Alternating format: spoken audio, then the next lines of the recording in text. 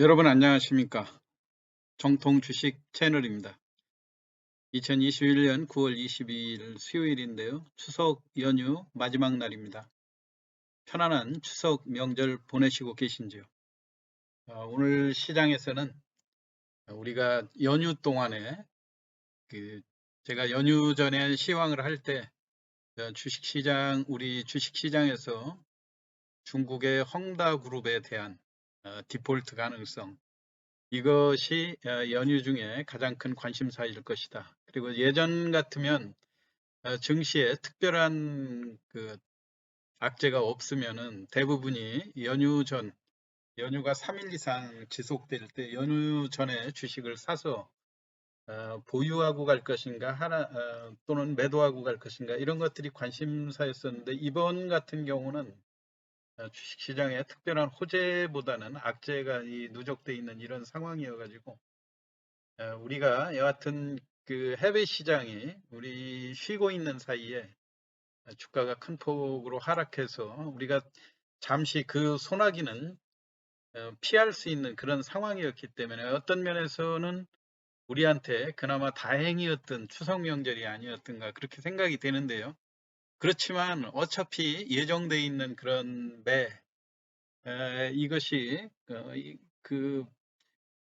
무슨 소나기가 이제 그친 것이 아니고 아직도 진행 중이라고 하는 측면에서 내일 시장에 우리가 주식을 볼 때 어떤 면을 중시해서 봐야 되는지 설명을 드리도록 하겠습니다. 그리고 지난주에 제가 이어서 대한전선의 그 매매 패턴, 그리고 내일 같은 날 여러분이 그 대한전선을 보유하고 계실 때 어떤 면을 중시해서 매매를 해야 되는지 이 점을 특히 중점적으로 설명을 드리도록 하겠습니다. 그리고 제일 중요한 것은 우리가 비록 이번에 그 연휴로 인해서 주식 시장의 그 소나기는 잠시 피해갔다 하지만은 이게 이제 그 완전히 해결된 그런 상황이 아니기 때문에 내일 우리가 중시해서 봐야 될 포인트들이 많이 있죠. 물론 이제 대한전선에 대해서 제가 지난주에 좀 긍정적인 면하고 부정적인 면 두 가지를 설명을 드렸었죠. 아무래도 소형 원자력이 최근에 미국이라든가 유럽 이런 데를 중심으로 해서 부족한 전력의 대안으로 소형 원자력의 중요성이 대두되는 그런 상황이고, 그다음에 이제 그 신재생 에너지, 풍력이라든가 태양광 등 이런 것들 중요성이 갈수록 대두되면서 아무래도 우리 국내의 전력 생산에 완벽한 인프라를 구축하고 있는 대한전선에 대해서는 업황 호전에 아주 좋은 기회를 맞이했다, 이런 상황이죠. 그것들로 인해서 최근에 외국인들이 대한전선에 대해서 2차 상승을 의식하는 대규모 순매수를 보여주면서 주가를 끌어올리는 그런 분위기에서 중국 헝다그룹의 금융위기 가능성으로 인해서 그 매수했던 것을 다시 또 대매도하는 그런 과정이 아니었습니까? 근데 그 매도 규모가 상당히 컸다고 하는 점.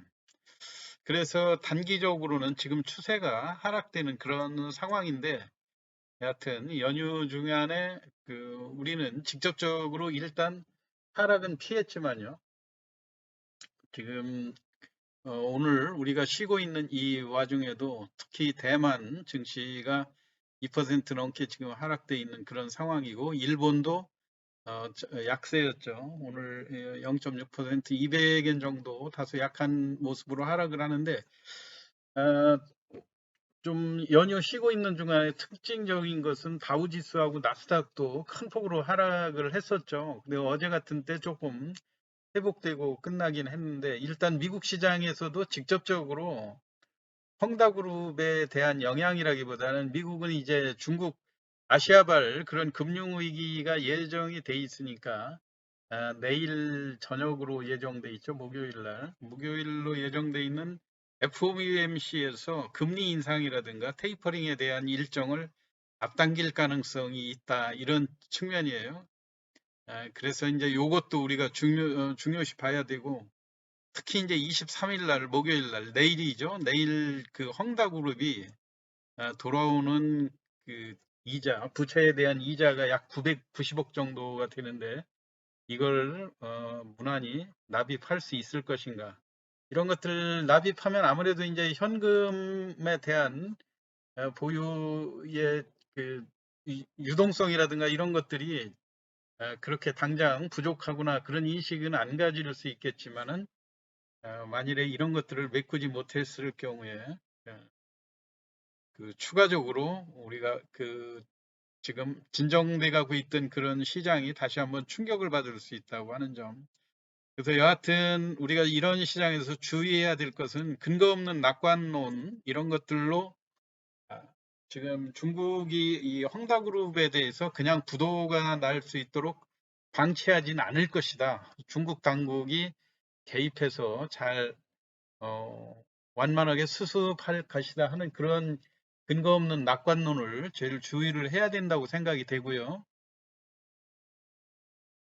근데 이제 낙관론을 펴는 사람들의 견해들을 보면 내년에 시진핑이 3연임에 들어가는 그런 상황이고 또 동계올림픽이 2022년 2월부터 또 지금 뭐 몇 개월 또 남지 않았지 않습니까? 뭐 한 5개월도 채 안 남은 그런 상황이어가지고 이런 상황에서 금융시장 불안들을 방치할 수 있겠느냐 하는 그런 측면들도 있지만 그렇지만 한편에서는 중국 당국이 이번에 부동산 투자 기업에 대해서 규제의 칼날을 빼어들게 된 그런 그 이유도 부동산 불패 신화를 잡겠다고 하는 그런 의지들이 읽혀지는 대목들 아닙니까? 그래서 그동안 부동산 중국도 마찬가지로 부동산 기업들은 일단 무리하게 부채를 최대한도로 키워가지고 뭐 분양이라든가 이런 것들을 하면 결코 실패하는 사례가 없다 이런 상황이어서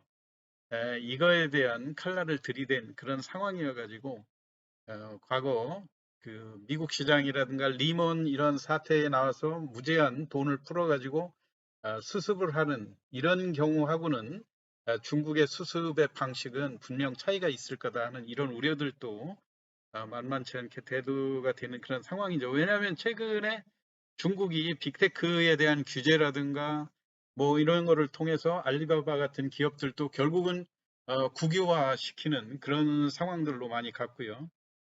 최근에는 이제 사교육이라든가 도박, 게임 규제 이런 것까지 일일이 국민들의 그 밀접한 이런 문제, 사회 문제로 조금만 비화될 수 있으면은 직접적으로 규제를 하는 그런 면에서 다소 부작용이 있다 하더라도 최대한으로 도려낼 거는 도려내겠다고 하는 중국의 의지를 한번 우리들이 간과해서는 안 될 거라고 생각이 돼요. 여하튼 여러분들이 그 점은 내일 한번 시장에서 그동안 우리가 3일 동안 쉬었던 것이 시장에 불가피하게 일단 그 매물 압박이 불가피한 그런 상황이죠. 어떤 면에서는 장중에 그동안 안 빠졌고 버텼다고 하는 그런 주식들이 일거에 매물화될 그런 가능성도 상당히 크다고 보여집니다. 그걸로 인해서 내일 여러분들이 대한전선에 대해서 매매할 때 내일장에서 제일 관심 있게 보셔야 될 포인트가 일단 저는 두 가지라고 보여지거든요. 그 두 가지에 대해서 여러분들 한번 잘 생각을 해보시기 바랍니다. 첫째는 외국인의 매물이 과연 지금까지 보통 그 대한전선을 제가 그동안 매매를 관측을 하면서 내일 같은 약세가 예상되는 시장에서 제일 우리가 관심을 봐야 될 것이 과연 외국인의 매도량이 얼만큼 이어질 것인가 하는 얘기예요. 왜냐하면은 지금까지 180만 주 그 지난 수요일 날 매수하고 그 이튿날 중국 헝다그룹 사태의 우려로 500만 주 순매도로 바뀌었지 않습니까? 지금까지 여러분들이 주간 주가 추이라든가 이런 것들을 볼 때 500만 주 이상 매도했던 사례들이 그 주가 급등 구간 말고는 거의 없었습니다. 그리고 특징적인 거는 400만 주나 뭐 그 정도로 매도를 한 다음에는 큰 폭으로 매도한 다음에는 이튿날 다시 순매도수로 전환하는 것이 지금까지 외국인들의 매매 패턴이었거든요. 그래서 시장을 이 차트로 볼 때 그 대한전선을 그런 대로 견조하게 이끌어왔던 주체 세력들이 외국인이었다고 하는 점. 그리고 제가 제 시황을 꾸준히 들으셨던 분들은 기억을 하시겠지만요. 대한전선의 특징이 그 음봉의 몸통이 크지 않다고 하는 점이죠. 물론 주가가 급등 후에 고점을 찍고 급락할 때 이 장대 음봉이 한 두 차례 정도 나왔었지만 이게 대략 이 폭이 16% 정도 당일 그 폭이었었거든요. 이러한 특수한 경우를 제외하고는 주가가 완만한 조정일 때 큰 몸통이 그렇게 눈에 띄게 나타나는 경우가 없었어요. 대략 우리가 그 주가를 어느 정도 급등 구간으로 끌고 갔다가 외국인들이 본격적으로 매도를 할 때의 그 몸통의 크기도 대략 6%, 5%, 6% 전후였거든요. 근데 이번 같은 경우도 그 헝다그룹 사태만 아니었으면 주가를 목표가인 한 3,000원 정도까지 상승이 기대되는 그런 상황에서 다시 음봉으로 어느 정도 음봉으로 그 마무리가 됐는데 이게 대략 고점과 저점을 비교해 보면 약 5% 내의 하락폭이었거든요. 그렇기 때문에 내일 제일 중시해서 여러분들이 보셔야 될 거는 과연 외국인들이 지금 특수한 상황이죠.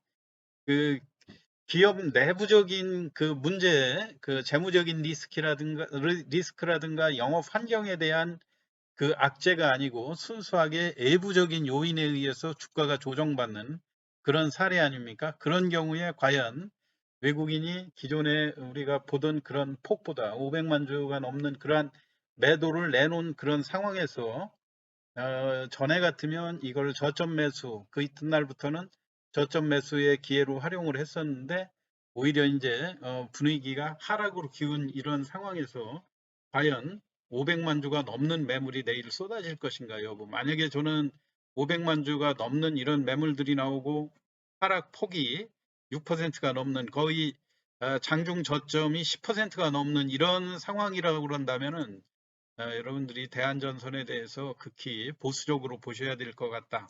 그런 말씀을 드립니다. 이렇게 할 경우에는 지금까지 장중에 일시적으로 2,300원대를 저점으로 찍었던 것들이 다소 목표가를 조금 하향 조정해야 되지 않을까 하는 그런 우려들도 나오는 상황이거든요. 그러니까 여러분들이 내일은 여하튼 전체적으로 대한전선뿐만이 아니라 모든 주식들 우리가 사흘 동안 쉬고 있으면서 마치 매를 안 맞고 피해 있었던 거 아닙니까? 그거로 인해서 그 쉬는 기간 동안에 악재 요인들이 전부 다 해소가 됐으면 모르겠는데 해소가 되지 않은 그런 상태이기 때문에 내일은 어차피 매물이 불가피하게 쏟아질 그런 가능성이 있어요. 더군다나 내일 제일 중요한 것은 그 저 헝다그룹이 과연 그 부채를 그 이자를 990억 원을 납입할 수 있을 것인가. 근데 납입도 만약에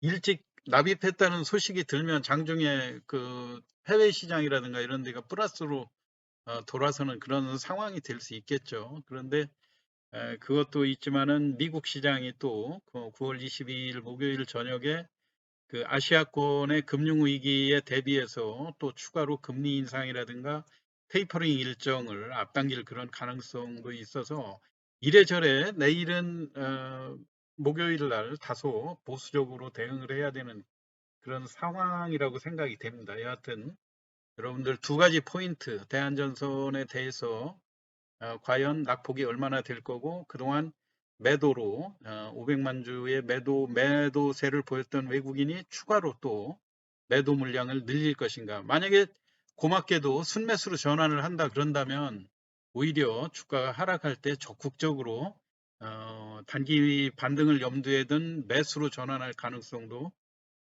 염두에 두셔야 되겠죠. 그러니까 내일은 요 두 가지 포인트 장중에 낙폭이 얼만큼이나 크게 일어나는가, 그 다음에 외국인의 매도가 어느 정도에서 머무를 것인가, 요거를 잘 관찰하면서 내일 매매에 임하시면 좋을 것 같습니다. 오늘 그 연휴 마지막 날 간략히 시황 말씀드렸고요. 내일 시장에 대한 대비를 잘 하시기 바랍니다. 오늘 시황 마치겠습니다.